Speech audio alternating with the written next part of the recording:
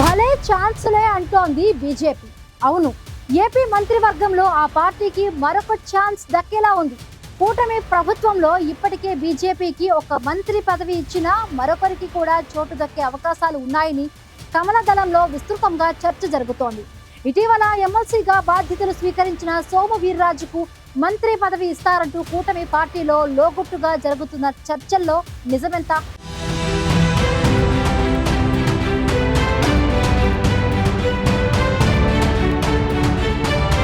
ఏపీలో మంత్రివర్గ విస్తరణపై ఉత్కంఠ పీక్స్ కు చేరిందట. ఇప్పటికే పలువురు మంత్రుల పనితీరుపై చంద్రబాబు అసంతృప్తిగా ఉన్నారని పొలిటికల్ సర్కిల్స్ లో ప్రచారం జరుగుతుండటంతో మంత్రివర్గ విస్తరణపై అంతా ఆతృతగా ఎదురు చూస్తున్నారు. అయితే ఈ విషయంలో కూటమి పార్టీలు కలిసి నిర్ణయం తీసుకోవడం కన్నా ముందు చంద్రబాబు కేంద్రంలోని ఢిల్లీ పెద్దలతో చర్చించి ఒక నిర్ణయానికి రావాల్సి ఉందని చెబుతున్నారు. అందులో భాగంగానే ఇటీవల పలుమార్లు ఢిల్లీ వెళ్లి వచ్చిన చంద్రబాబు మంత్రివర్గంలో బీజేపీకి మరో అవకాశం ఇచ్చే విషయంపైన చర్చించినట్టు చెబుతున్నారు. ప్రధాని మోదీ కూడా ఈ ప్రతిపాదనకు గ్రీన్ సిగ్నల్ ఇచ్చినట్టు కూటమి పార్టీలో చర్చ జరుగుతోంది.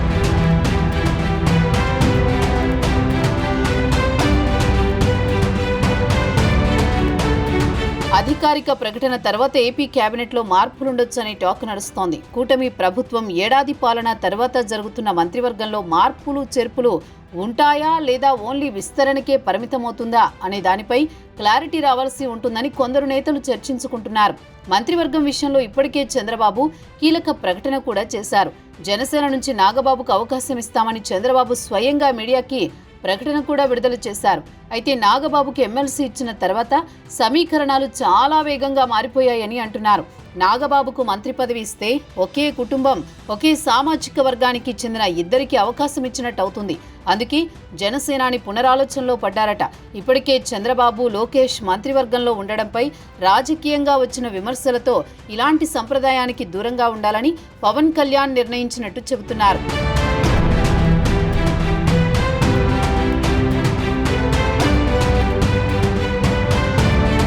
జనసేనలో తన తరువాత నాగబాబు చాలా కష్టపడి పనిచేశారని, ఆయన కంటే పార్టీలో కష్టపడ్డ నాయకుడు ఎవరున్నారంటూ ఎమ్మెల్సీ పదవి సందర్భంగా పవన్ కళ్యాణ్ కామెంట్స్ చేసిన విషయాన్ని పార్టీ నేతలు గుర్తు చేస్తున్నారు.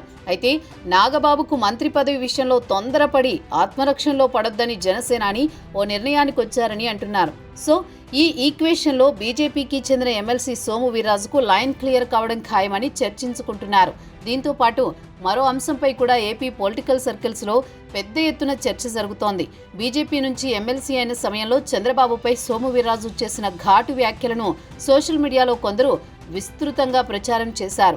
అవన్నీ వైరల్ అయ్యాయి. తనపై విమర్శలు చేసిన వీర్రాజుకు చంద్రబాబే స్వయంగా ఎమ్మెల్సీ పదవిచ్చి సత్కరించడంపై కూటమి పార్టీలోని కొందరు నేతలు అసహనం వ్యక్తం చేశారు. అలాంటి వీర్రాజుకు ఇప్పుడు ఏకంగా మంత్రి పదవి కూడా దక్కుతుందనే విషయంపై కూటమి పార్టీలో పెద్ద ఎత్తున చర్చ జరుగుతోంది.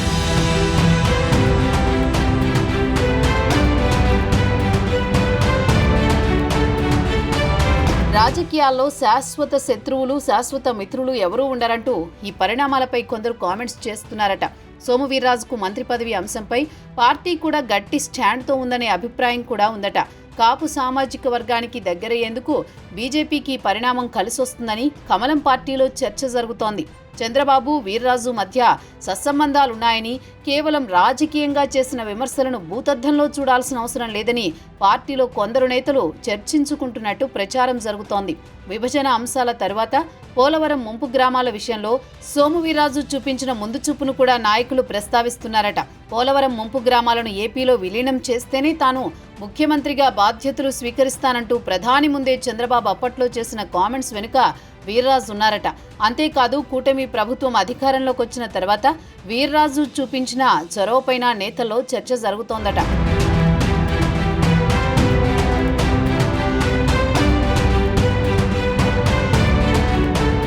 విద్యాశాఖ మంత్రి నారా లోకేష్ పేరెంట్స్ కమిటీల సమావేశాలను నిర్వహించడంలో కూడా సోము వీర్రాజు పాత్ర ఉందని అంటున్నారు. ప్రభుత్వ పాఠశాలల్లో పేరెంట్స్ కమిటీ సమావేశాలతో కేంద్రం నిధులు విడుదలయ్యే అవకాశం ఉందని, వాటితో మౌలిక వస్తువులను మరింత అభివృద్ధి చేయొచ్చని లోకేష్కి సలహా ఇచ్చారట బీజేపీ సీనియర్.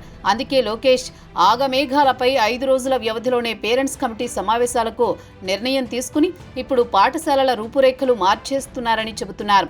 ఇలాంటి పరిస్థితులన్నీ అనుకూలంగా ఉండడం వల్లనే బీజేపీ కోటాలో ఎమ్మెల్సీ పదవి తర్వాత ఇప్పుడు మంత్రి పదవికి కూడా సోము వీర్రాజుకు లైన్ క్లియర్ అవుతోందని పెద్ద ఎత్తున ప్రచారం జరుగుతోంది.